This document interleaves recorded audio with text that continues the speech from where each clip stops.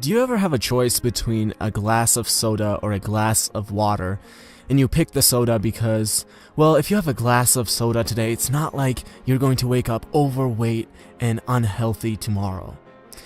That's basically how we all like to think, that somehow success only comes from doing huge, important things right.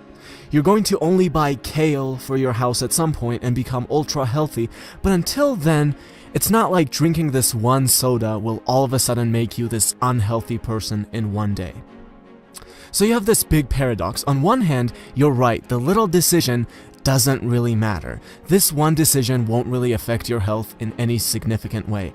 But on the other hand, it's really the only thing that matters, because in a year, you'll be the result of your every little decision compounded. So in essence, every little decision matters.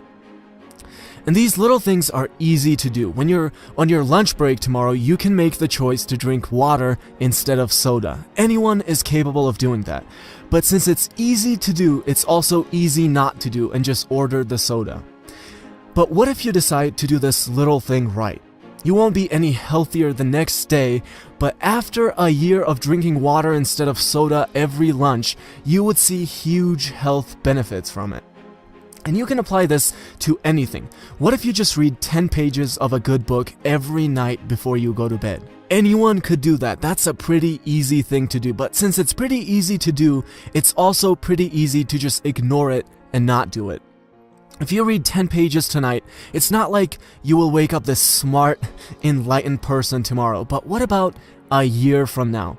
That's like 15 books. 15 good books could literally turn you into a completely different person.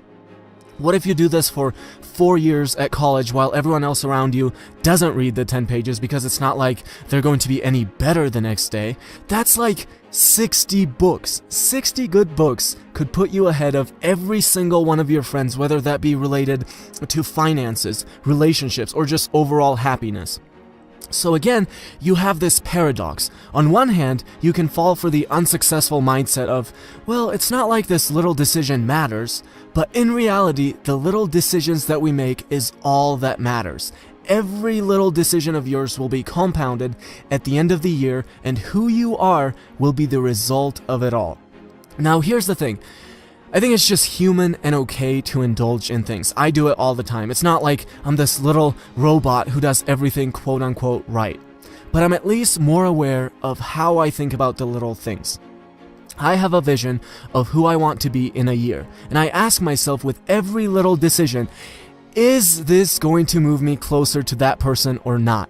And the answer isn't always yes, but at least I'm aware of it, and at least I try to align more of my little decisions with that vision. And the more I can answer yes, the more I realize that I'm closer to being that person at the end of the year. But the surprising realization for me has been how many times the answer is no. No, this isn't moving me to where I want to be in a year. And this is perhaps the most important lesson of the slight edge. A huge lesson of taking responsibility for where you are in your life. When you get to the end of the year and you're unhealthy, having been conscious about all your little decisions will at least make you realize why you're unhealthy. You're no longer going to blame your poor health on how your job didn't pay you enough to eat healthy. You're going to realize that it's because you decided to buy the soda over the free water every single day at lunch. It's because you decided to buy the more expensive bag of cookies instead of buying the cheaper bananas every time you went shopping.